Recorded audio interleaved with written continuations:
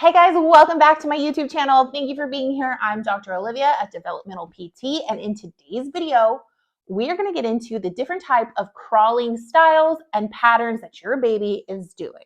This is a super popular topic. I can't wait to get into everything. I'm going to give you tips, tricks, why your baby is doing this, why your baby isn't doing that. I'm going to get into all of it, but first, don't forget to smash that subscribe button. Let me know in the comments what you want to see next, and don't forget to follow me on all my other social channels. What is that? TikTok, Instagram. I'm just at the Baby PT. I post short form content there for all baby development type things, product recs, baby tips, mom empowerment stuff. So I'd appreciate a follow there. All right, let's get into it.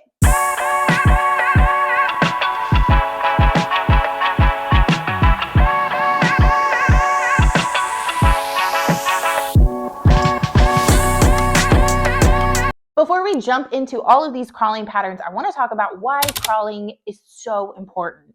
This is a crucial milestone in your baby's development for so many reasons. If you really think about it, and this is when I start to get really nerdy and nerd out on the neurological and developmental stuff that crawling involves, but think about it. When is the time that you're going to be moving your body on all fours? You never do this pattern ever again in your life. So crawling is super important because it develops a ton of coordination within your body. It's combining the top half with your lower half, but it's also combining the left side with the right side. So a lot is going on when we produce a beautiful 4-point crawling movement. So it helps with coordination. It helps with shoulder girdle development, strengthening those muscles. It helps with that core development, hip development, muscular development, head strengthening, neck strengthening. It also helps develop your baby's proprioception or have really increased spatial awareness. And it also can foster some cognitive skills like that spatial awareness, but also problem solving. So crawling is super important.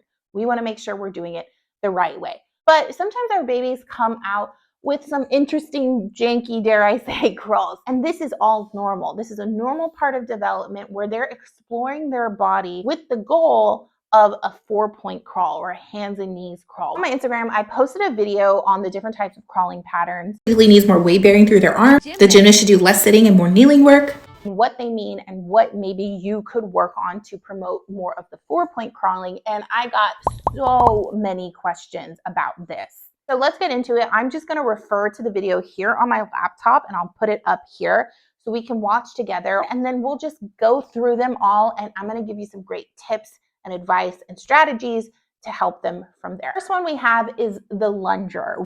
I'm Dr. Olivia, developmental physical therapist. Let's go over these crawls. The lunger typically needs more weight bearing through their arms. In that video, I say that the lunger needs a lot more weight bearing in their arms, which is totally true because when they're lunging, they're using all of their power from their legs and their hips and their feet.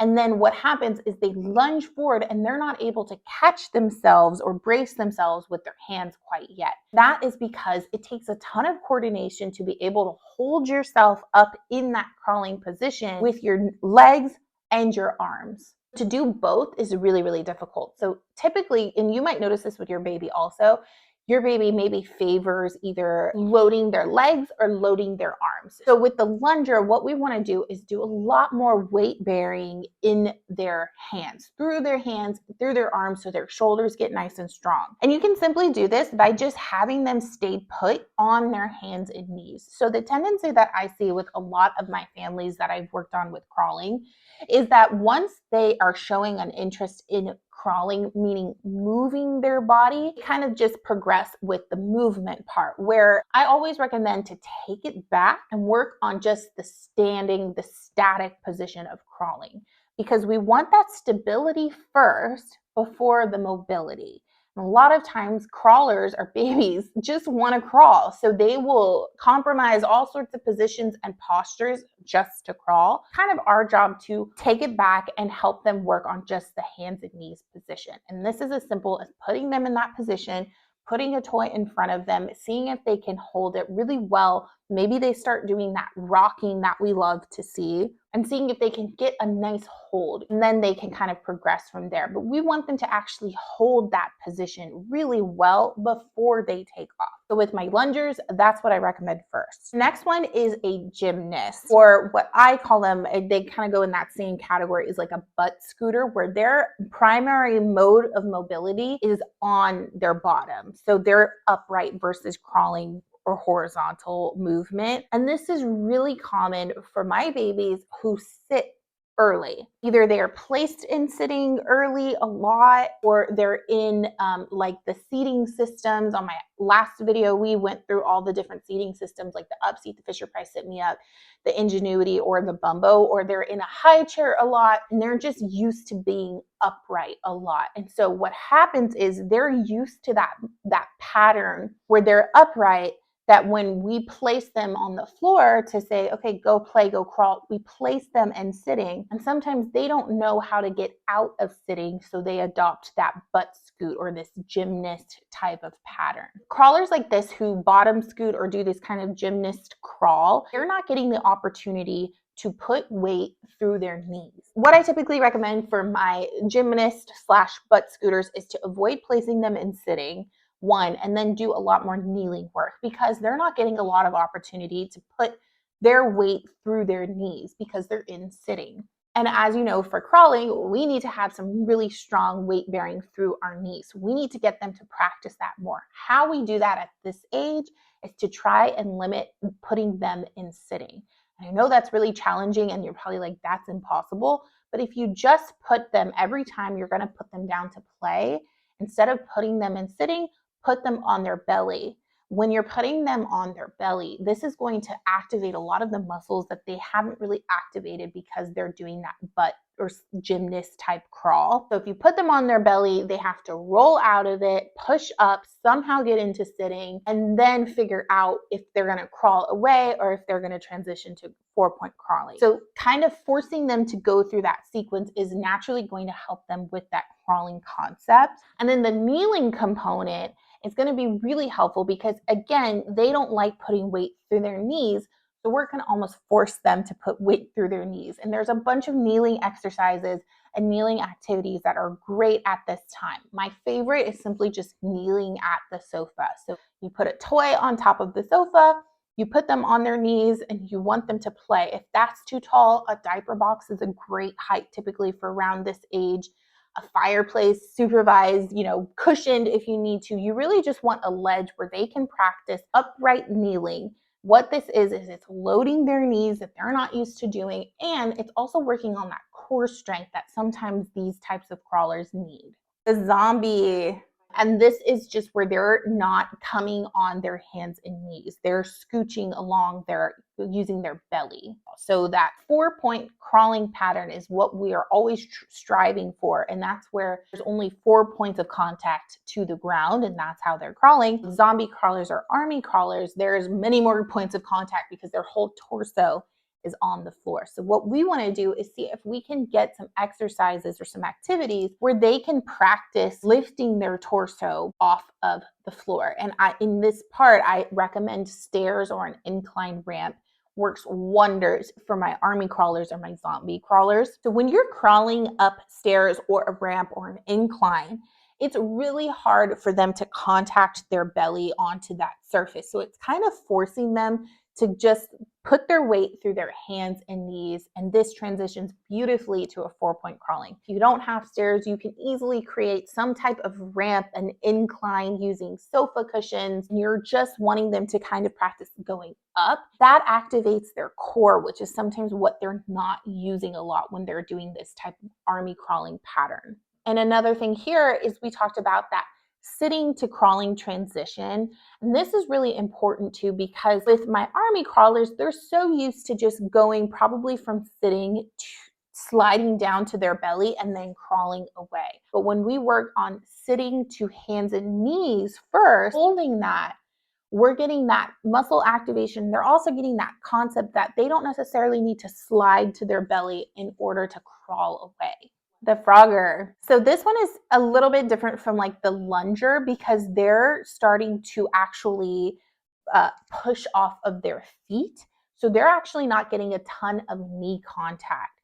So what I recommend for them is to, again, hold that static hands and knees position for as long as they can, multiple times a day. You can't overdo it in terms of reps. Really want to ingrain in their brain, program in their brain that hands and knees is the way to go. You want to get them so comfortable in doing this position and holding this position without your help while they're looking around freely, up, down, left, and right, while they're reaching for a toy. They can hold all of that position. We want to get that down packed before we move on to the mobility part. So the hands and knees position is that stability that we're looking for first for that mobility. So this next one is called the uncoordinated, or what I like to call the face planter. And this is a really normal part of your baby's development towards 4-point crawling. Face planting is going to happen. There is no way around it. But a trick I like to do is really being mindful of your baby's toy placement when you're doing this. So in this video, you can see that the toys are just on the ground. What happens with that is when they're in that hands and knees position, they're looking down and they move at all. The weight of their head and just the mechanics of their body is going to make them face plant. They don't have that reflex yet to put their hand out, balance, and protect themselves quite yet. So what I recommend is changing the toy placement from super low on the ground to bring it up about eye level, if not a little bit higher, to keep their gaze forward. This is going to help their head not look down so much and the weight of their body take over. This is going to help them stay nice and stable. Changing that toy placement is so minor, but it makes a huge impact when your baby's practicing these different types of skills. Okay, this next one cracked me up. It's so cute. So that next one is the superhero, which is what I call the Superman, quite literally because they either put their hands out like this, like they're flying like Superman, or sometimes they put it out like this or in front of them. This is, again, a really normal part of development. And this is sometimes even a reflex, depending on the age of your baby, where they kind of keep their hands really stiff and extended. What we can do for the Superman is, instead of them being out here extended, we can help them by bringing their elbows up and under them. We can either hold their elbows so they get that concept right, or sometimes they just need a quick adjustment and then they take off from there. And this baby is also kicking a lot too. I just want to note that that's really normal too. This baby is probably not ready to crawl at all. It's going to be a couple of weeks, if not months, before this baby crawls. Okay, so the Marine is pretty much like the zombie, and it's kind of interchanged with the army crawler, like what I like to call it. With this, and especially this baby in this video, is so fast and efficient. So sometimes this is really hard for them to adopt a 4-point crawling pattern because it slows them down, and to them, it's not as efficient. Putting them on stairs and a ramp is really going to be something you can see almost instantly that they are working on, because again, their stomach is not contacting the surface, which is what they're used to when they're doing these army crawling patterns. So it's forcing them to put weight through their hands and knees to coordinate going up, not so much down, but just going up. And of course, super supervised. Don't let them do this by themselves. Y'all know the drill. This is something that you can do today that you will see a huge change in how they do. So once you do the stairs, let's say after a diaper change, after nap time, they're in a good mood, maybe they just ate and they're feeling good. Let's go to the stairs, get some practice reps in. Either you're going to help them holding their hips, or they're going to just take off and get that concept by themselves. And you're going to bring them down to the base of that stairs, and you're going to have them doing that as many times as they can before they get tired, or before you get tired and you need a break. The more reps, the better, because it's repetition in their brain, muscle wise, but also cognitively. This is showing them the concept of crawling and the concept of putting weight through their hands and knees. So you really can't overdo it. But what I want you to remember is, as many times as you're doing that up the stairs or up the ramp, I want you to practice seeing if that translates to just crawling on the floor. So maybe you do the stairs, you do 3 reps, and then you come down to the floor, hold them in hands and knees, and see if that's kind of translating that concept, that pattern is helping them with their crawling pattern on the floor. This next one, I haven't seen the special ops. This is like a very niche and specific variation of an army crawl, a zombie crawl, or a marine crawl. But the thing I wanted to note is that baby's right arm is kind of fixed or stuck under the chin, it looks like, under their chin. And that's something I want you to note, which kind of goes into my next little segment of this video. Your baby is practicing all of these crawling patterns. We still want to achieve symmetry. Symmetry in your baby's development is super imperative and important. It's a good signal for us to see if there's something going on, if there isn't symmetry. So in this crawling pattern, the special ops one, I had a little bit of a red flag go up because that baby's elbow is so fixed and is not moving with the rest of the body. That's asymmetry. I would definitely monitor that and see if that is just a one-time thing, or if they are typically using both hands or they switch hands.